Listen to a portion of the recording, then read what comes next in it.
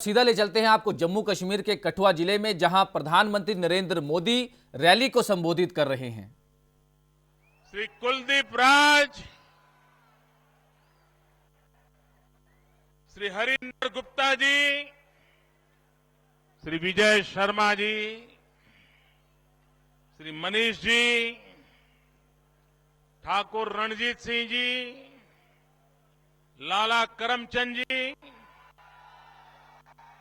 Thakur Chhaggar Singh, Shri Durgadas, Shri Om Prakash ji, Shri Chaudhary Chhaggar Singh ji, professor Sendas, colonel PL Chaudhary, Shrimati Dhruv Devi जी,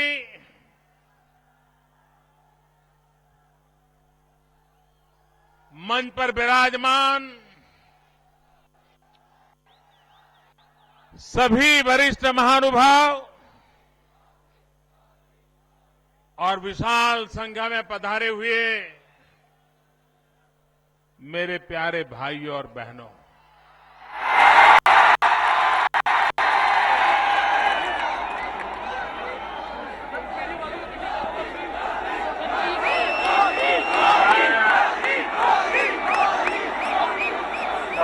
पहले भी आया हूं। मैं जम्मू कश्मीर में अनेक बार आया हूं। जब भारतीय जनता पार्टी के संगठन के सिपाही के रूप में काम करता था, तब पूरे जम्मू कश्मीर में बहुत विस्तार से भ्रमण करता था। सभी जिलों में जाने का मुझे सौभाग्य मिलता था। समाज के लोगों से मिलता था, कार्यकर्ताओं से मिलता था, चुनाव के समय भी आता था। लेकिन मेरे भाइयों बहनों, मैंने जम्मू कश्मीर की धरती पर ऐसा माहौल कभी नहीं देखा है।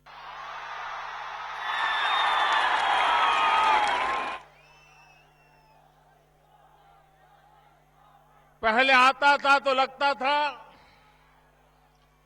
लोग तो है, हिलते हैं, चलते हैं, बोलते हैं, खाते हैं, पीते हैं, लेकिन उनमें जान नहीं है।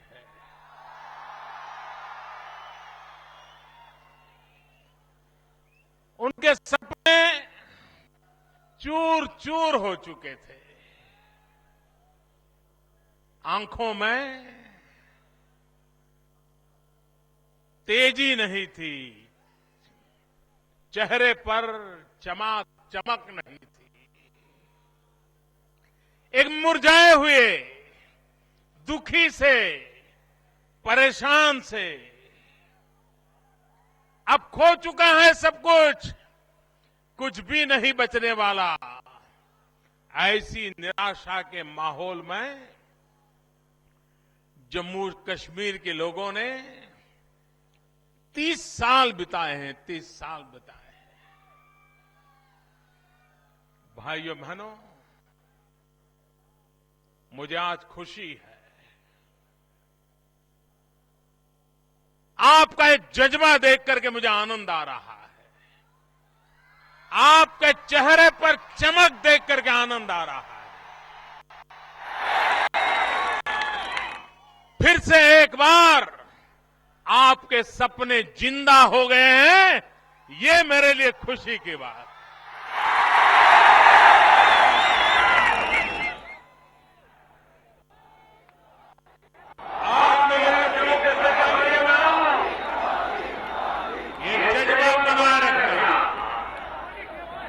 सपने संजोए रखना, कभी अपने अरमानों को मरने मटने मत देना मेरे भाइयों बहनों। कभी न कभी कोई लाल आएगा, तो आपके साथ कंधे से कंधा मिला करके आपके आशा अरमानों को पूरा करने के लिए अपनी जिंदगी खपा देगा। भाइयों बहनों, ये मेरा सौभाग्य है, ये मेरा सौभाग्य है। शायद किसी भी राजनेता को, किसी भी दल का क्यों न हो, जम्मू कश्मीर की धरती पर इतनी बड़ी संख्या में, इतने कम समय में लाखों लोगों का दर्शन करने का सौभाग्य और किसी को नहीं मिला।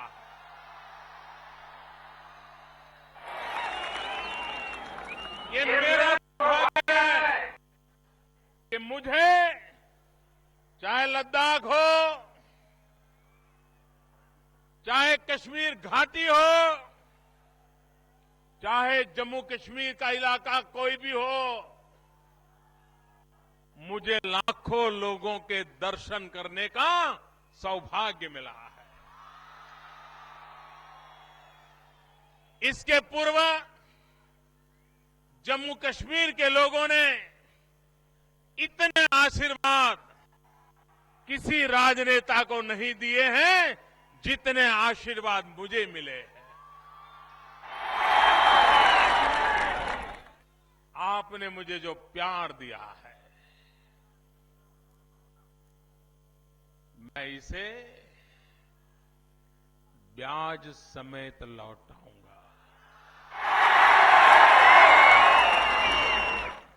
आपका ये प्यार, आपका ये अपनापन कभी बेकार नहीं जाएगा।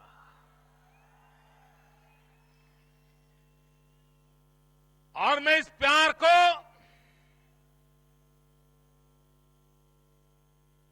ब्याज समेत लौटाने की जब बात करता हूं, वो विकास करके लौटाऊंगा, विकास करके लौटाऊंगा।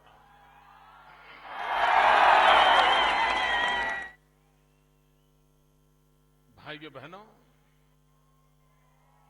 ये कथुआ तो ऐसी भूमि है जहां कभी प्रजा परिषद का झंडा फहरता था।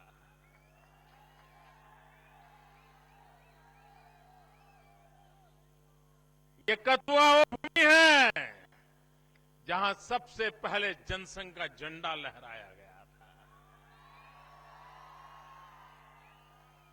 यही तो है जहां हमारे ठाकुर साहब ने पूरी जिंदगी इस काम के लिए खपा दी थी।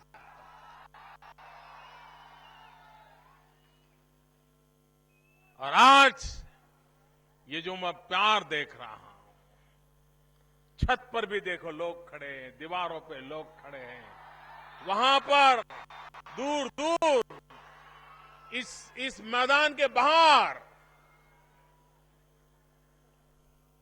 ये जो दिल्ली में टीवी की खिड़की पर बैठ करके देश के पॉलिटिकल पंडित चर्चा करते रहते हैं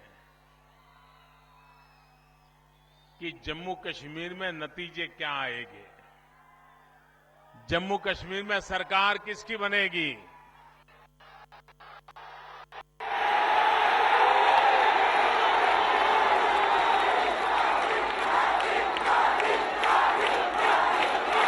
ये टीवी पर डिबेट करने वालों को इन दिनों उनके सारे हिसाब किताब गलत निकल रहे हैं। वो बहस करते रहते हैं 2% इधर जाएगा कि 2% इधर जाएगा, 5% इधर जाएगा कि 5% उधर जाएगा। मैं इन सभी पॉलिटिकल पंडितों को कहता हूं, हिसाब किताब लगाना है तो एक बार जरा यहां नजारे पर नजर कर लीजिए। ये नजारा दिखाता है चुनाव के नतीजे क्या होने वाले। मेरे साथियों,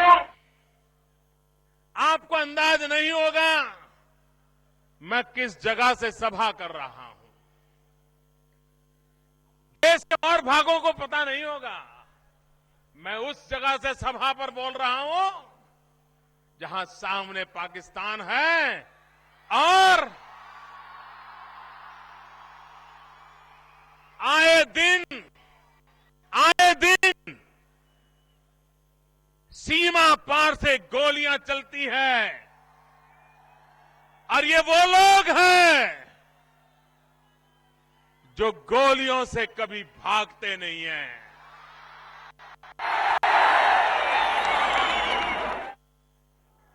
वे अपना सीना तान करके सीमा पार के हमलों को ललकारते रहते हैं। ऐसे वीरों की भूमि पर मैं खड़ा हूं और ऐसे वीरों को मैं नमन करने आया हूं। देशवासियों को वहां बैठे पता नहीं होता है, कभी कभी उनको लगता होगा ये कहीं किसी बड़े शहर में सभा चल रही है। ये रोज गोलियों की आवाज सुनने वाले लोग हैं।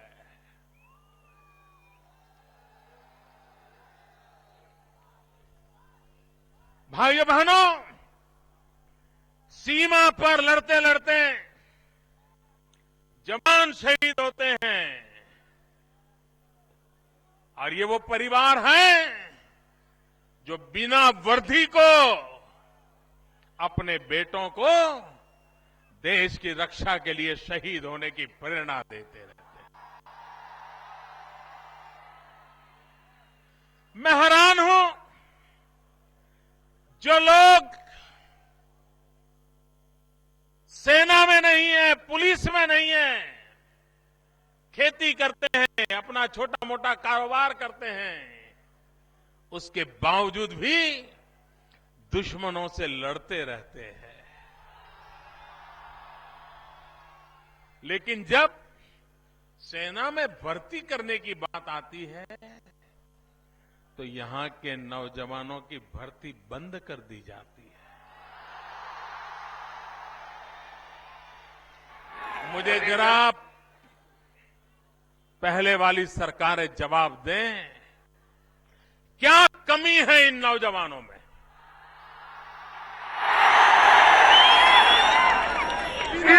को बिना तनखे को, बिना हाथ में बंदूक को दुश्मनों से लड़ने की जो ताकत रखते हैं, उनको सेना में भर्ती क्यों नहीं किया गया? यहां भर्ती पर क्यों रोक लगाई गई?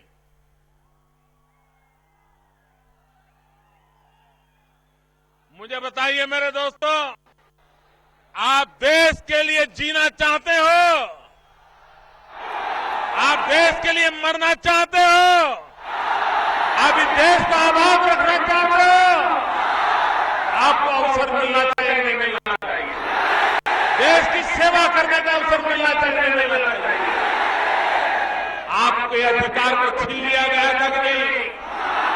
यहां पर सेना में भर्ती पर रोक लगी थी कि नहीं? मैं आज आपको बताया,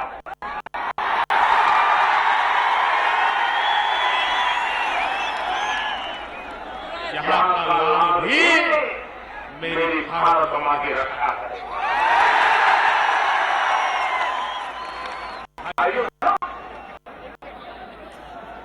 ऐसी वीर भूमि हो, तेजस्वी जवान हो, लेकिन उनके प्रति ऐसी उदासीनता न देश का भला करती है, न इस इलाके का भला करती है। भाइयों बहनों, आपने बहुत सरकारें देख ली है, देखी है ना? किसी सरकार ने अच्छा काम किया हो, आपको याद है क्या? आपके लिए कुछ भला किया हो, ऐसा याद है क्या? आपके दुख में आपके साथ खड़े हो, ऐसा याद है क्या? मैं पूछना चाहता हूं भाइयों बहनों,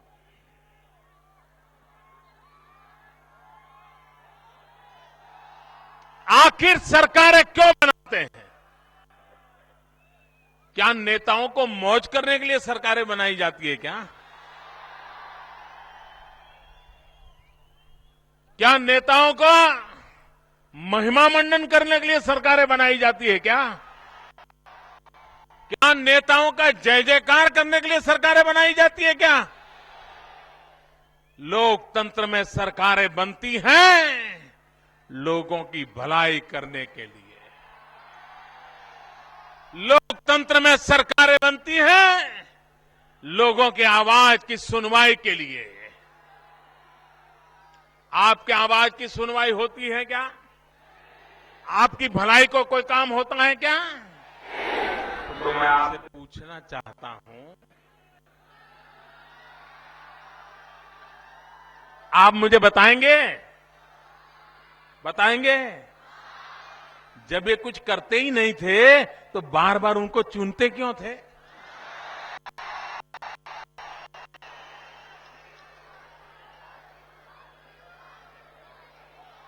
घर में भी बच्चा कितना आपको प्रिय हो, लेकिन अगर गलती करता है तो आप उसको सजा करते हो कि नहीं करते हो? सजा करते हो कि नहीं करते हो? क्यों सजा करते हो? इसलिए कि दोबारा गलती न करे। आपका बेटा गलती करके आए तो आपने कभी कहा अच्छा बेटा चलो हो गया चलो आज लड्डू खा लो, ऐसा कहते हो क्या? नहीं कहते ना। तो ये सरकारें इतना बुरा किया है, अब सजा करोगे कि नहीं करोगे? लड्डू तो नहीं खिलाओगे ना। ये आज तक आपने गलती ये की है कि आपने उनकी सजा नहीं की है, और सजा नहीं की इसलिए उनको सुधरने की जरूरत नहीं लगी है। वो गुनाह करते थे, पाप करते थे, बेईमानी करते थे, लेकिन बाद में जब आंसू बहाते थे तो आप पिघल जाते थे और लड्डू खिला देते थे, फिर वो सत्ता में बैठ जाते थे। एक बार इनको सजा करो, ये सारे ठिकाने लग जाएंगे, वो अपनी गलती महसूस करेंगे, सुधरेंगे। मुझे बताइए, जम्मू कश्मीर में भारतीय जनता पार्टी की कभी सरकार बनी है क्या? हमने तो कोई गुनाह नहीं किया है ना। गुनाह किया है तो किसने किया है? गुनाह किया है तो किसने किया है? दूसरा गुनहगार कौन है? तीसरा गुनहगार कौन है? तीनों गुनहगार पता मालूम है ना, उनको पहचानते हो ना। चुन चुन करके चुनाव में साफ करोगे क्या? पक्का? देखिए, जब तक आप गुनहगारों को सजा नहीं करोगे वे सुधरने वाले नहीं है। आप मुझे बताइए, ये कांग्रेस वाले हर सरकार में होते हैं कि नहीं होते हैं? हर एक सरकार में पीछे से घुस जाते कि नहीं घुस जाते? जो भी माल मिलाई मिले वो ले लेते कि नहीं लेते? और जब चुनाव आता है तो क्या करते हैं? जिस सरकार में है उसी में छुरा भोंक करके बाहर आ जाते हैं। फिर कहते हैं हम इनके विरोधी हैं, इन्होंने गलत किया है। अरे भाई, गलत किया तो इतने दिन उसकी झोली में क्यों हाथ रखे थे? क्यों उनके साथ बैठ गए थे? पीडीपी आए तो भी पीछे से घुस जाना, एनसी आए तो भी पीछे से घुस जाना। इन घुसपैठियों को निकालोगे कि नहीं निकालोगे? यहां जम्मू कश्मीर की कांग्रेस घुसपैठिया कांग्रेस है, किसी भी दल में पीछे से घुस जाती है, हर सरकार में घुस जाती है, और चुनाव आता है तो जनता में घुस जाती है। इनको पहचानोगे क्या? निकालो क्या? दूसरा, मुझे बताइए, क्या जम्मू कश्मीर में होनहार नौजवान नहीं है क्या? होनहार बेटियां नहीं है क्या? है कि नहीं है? तो क्या एक ही बाप बेटा देश चलाएंगे क्या? क्या एक ही बाप बेटी देश चलाएगी क्या? आपको मौका मिलेगा क्या? अगर यही लोग रहे तो आपके बेटे को मौका मिलेगा? आपकी बेटी को मौका मिलेगा? अब मुझे बताइए, ये बाप बेटे और बाप बेटी के चक्कर में रहना है कि बाहर निकलना है?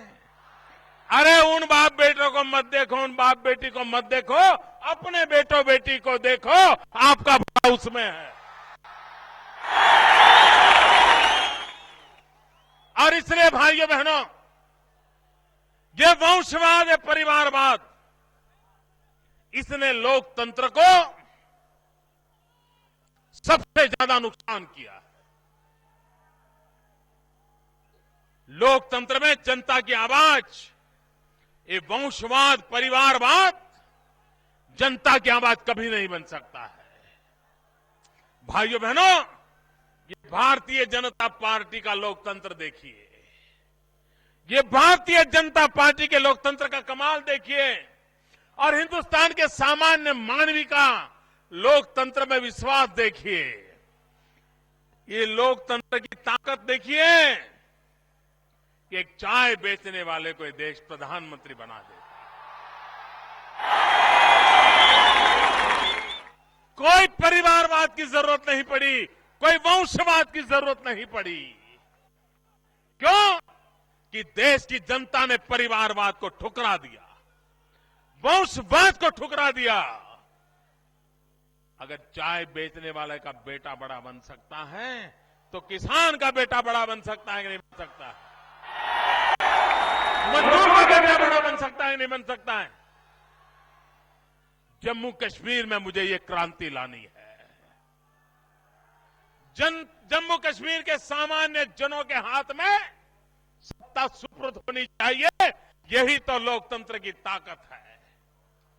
आपके बेटे किसी के बेटे से कम नहीं है। आपकी बेटी किसी की भी बेटी से कम नहीं है। आवश्यकता है आपका हौसला बुलंद होना चाहिए, और आपने इसको पाने की कोशिश करनी चाहिए। भाइयों बहनों, मुझे बताइए, आज पूरी दुनिया में, आप मुझे बताइए, कल आपने सुना होगा टीवी पे, रेडियो पे, अखबार में पढ़ा होगा, दुनिया ने विश्व योग दिवस मनाने का तय किया।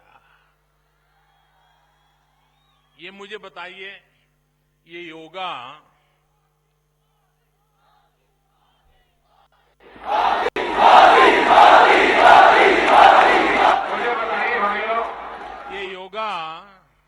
मेरी सरकार बनने के बाद पैदा हुआ क्या? ये योगा मोदी ने शुरू किया क्या? हजारों साल से चल रहा था कि नहीं चल रहा था? दुनिया ने उसको उत्तम माना था कि नहीं माना था? ये काम पहले हो सकता था कि नहीं हो सकता था? दुनिया को बताया जा सकता नहीं बताया जा सकता? लेकिन उनके दिमाग में ऐसी चीज आती ही नहीं थी। आप मुझे बताइए, पूरा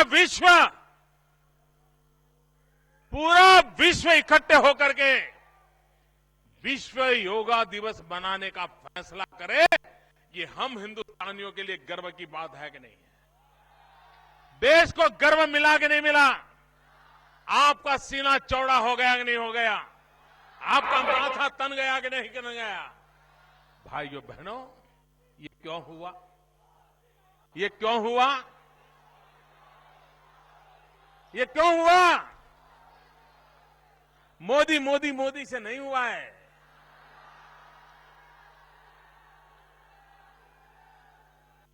आप मुझे बताइए, आज पूरे विश्व में हिंदुस्तान का डंका बज रहा है कि नहीं बज रहा है? अमेरिका में भी भारत का जय जयकार हो रहा है कि नहीं हो रहा है? जापान में हो रहा है कि नहीं हो रहा है? रशिया में हो रहा है कि नहीं हो रहा है? ऑस्ट्रेलिया में हो रहा है कि नहीं हो रहा है? नेपाल, भूटान में भी हो रहा है कि नहीं हो रहा है? कौन सी कमाल है भैया? ये कौन सी कमाल है? 6 महीने के भीतर पूरी दुनिया हिंदुस्तान का लोहा मानने लग गई। क्या कारण है? मेरे भाइयों बहनों, मोदी कारण नहीं है। ये मोदी के कारण नहीं है। ये दुनिया में हिंदुस्तान का डंका बज रहा है, ये मोदी के कारण नहीं, ये आपके कारण बज रहा है। 125 करोड़ देशवासियों के कारण बज रहा है मेरे भाइयों बहनों। दुनिया का कोई नेता कितना ही बड़ा क्यों न हो, कितने ही बड़े देश का क्यों न हो, विश्व सत्ता का मालिक क्यों न हो, लेकिन वो जब मोदी के सामने खड़ा होता है ना, वो जब मोदी से हाथ मिलाता है ना, तो उसको मोदी नहीं दिखता है, उसे 125 करोड़ हिंदुस्तानी दिखते हैं। हिंदुस्तान की ताकत का उसको अंदाज आने लग जाता है। भाइयों बहनों, ये क्यों हुआ? क्योंकि 125 करोड़ देशवासियों ने पूर्ण बहुमत से चुनी हुई सरकार में दिल्ली में सरकार बनाई है। पूर्ण बहुमत की सरकार की ये ताकत है, और ये पूर्ण बहुमत की सरकार आपने बनाई है। आपने अगर चुनाव न जिताया होता लोकसभा में, तो पूर्ण बहुमत की सरकार नहीं बनती और दुनिया हमारी तरफ नहीं देखती। आज दुनिया देख रही है क्योंकि आपने पूर्ण बहुमत वाली सरकार बनाई है। आप चाहते हो कि हिंदुस्तान के हर कोने में जम्मू कश्मीर का भी जय जयकार हो? ऐसे नहीं, पूरी ताकत से बताओ। क्या आप चाहते हो कि जम्मू कश्मीर में भी यह हवा बने जय जयकार की? आप चाहते हो दुनिया में भी जम्मू कश्मीर का जय जयकार हो? चाहते हो? जरा पूरी ताकत से बताओ, चाहते हो? सच्चे दिल से चाहते हो? तो फिर आपको भी जम्मू कश्मीर में पूर्ण बहुमत की स्थिर सरकार चुननी पड़ेगी। आधा अधूरा करोगे तो बात नहीं बनेगी। और भाजपा की सरकार बनाइए, पूर्ण बहुमत की सरकार बनाइए। मैं विश्वास दिलाता हूं, दुनिया आपका लोहा मान लेगी मेरे भाइयों। भाजपा को सरकार क्यों बनानी है? हमें गरीबों के लिए काम करना है, हमें देश की जनता में भरोसा रख करके काम करना है। आपको पता है, आपको मालूम है, हमारे यहां एक नियम था। क्या नियम था? नियम ये था कि मान लीजिए आपको स्कूल में से कॉलेज में जाना है या कहीं नौकरी करनी है, तो आपके सर्टिफिकेट को सर्टिफाई कराने जाना पड़ता था, और वो भी किसी गैजेटेड ऑफिसर के पास जाना पड़ता था ना, किसी राजनेता के यहां जाना पड़ता था। बेचारे को घर के बाहर 2-2 घंटे 4-4 घंटे इंतजार करना पड़ता था कि साहब जरा थप्पा लगा दे। और कुछ लोग थप्पा लगाने के लिए बदले में, ये भी चलता था ना। मुझे बताओ भैया, आज तो जेरोक्स का जमाना है। कोई अगर जेरोक्स करके सर्टिफिकेट रखता है तो देश की जनता पे भरोसा करना चाहिए कि नहीं करना चाहिए? मुझे बताइए, करना चाहिए कि नहीं करना चाहिए? जो थप्पा मारने वाला है उस पर तो भरोसा करते हो, लेकिन जो खुद एप्लीकेशन करता है उस पर भरोसा नहीं करते। ऐसा कैसा देश है? हमने आकर के तय किया, अब कोई थप्पा मरवाने की जरूरत नहीं है। आप खुद ही लिख दो कि हाँ ये मेरा सर्टिफिकेट सही है, बस। ना राजनेता थप्पा मारे तो सही और आप कहे तो सही, सही नहीं। मुझे बताइए, जनता पे भरोसा होना चाहिए नहीं होना चाहिए? ये काम हमने कर दिया। हां, जब नौकरी लग जाए तो आप सच्चे सर्टिफिकेट चेक कर लो भाई। ये बेकार में चीजें कहां से गुजर दी? आपको मालूम है हमारे देश में एक ऐसा कानून है, सामान्य रूप से कोई गुनाह करे और गुने में सफल हो तो उसे सजा होती है। लेकिन एक गुनाह ऐसा था हमारे देश में जिसमें गुनाह करने में अगर आप विफल हो गए तो आपको सजा होती थी। आपको भी आश्चर्य होता है, ऐसा कैसा कानून था? वो कानून ये था कि अगर आप आत्महत्या करना चाहते हो और अगर आत्महत्या करने में विफल हो गए, बच गए, तो जेल जाना पड़ता था। मुझे बताइए भाई, गुनाह करे इसकी सजा तो समय आती है, लेकिन गुनाह करने में विफल हो जाए तो भी सजा। हमने आकर के सभी राज्यों से सलाह मशवरा करके विचार किया है। भाई, अब आखिरकार व्यक्ति आत्महत्या करने के लिए क्यों जाता है? उसे सजा नहीं, उसे संवेदना की जरूरत होती है, उसे दुख को समझने की जरूरत होती है। उसको उंगली पकड़ के समझाना पड़ता है कि बहन भाई जो भी हो, ये रास्ता सही नहीं है, वापिस चलो, वापिस चलो, आत्महत्या मत करो, तुम्हारी मुसीबतों का रास्ता निकलेगा। ये जरूरत होती है। और इसलिए भाइयों बहनों, अभी देश में इस कानून को नहीं रहने दिया जाएगा।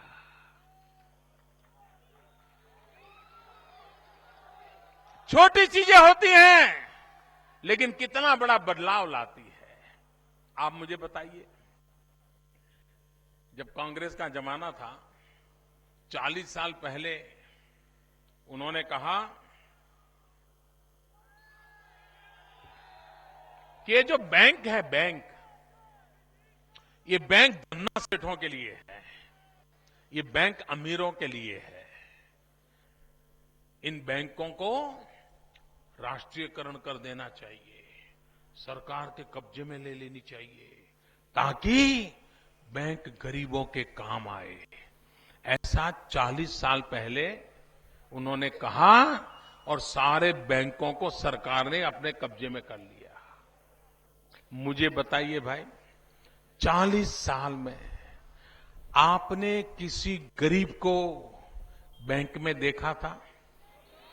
ऐसे बात नहीं, सच्चा बताओ, आपने किसी गरीब को बैंक में देखा था? कोई गरीब बैंक का दरवाजे के पास जा सकता था? वो बेचारा सोच भी सकता था कि बैंक में जा सकता हूं? अरे, गरीब के घर में बेटी की शादी होने वाली हो, बेटी की सगाई तय करनी हो, संबंध तय करना हो और रिश्तेदार आने वाले हो, तो गरीब बेचारा 200-500 रुपया साहूकार। खबरों की दुनिया में आइए, हमारे साथ कहीं भी और कभी भी जुड़िए।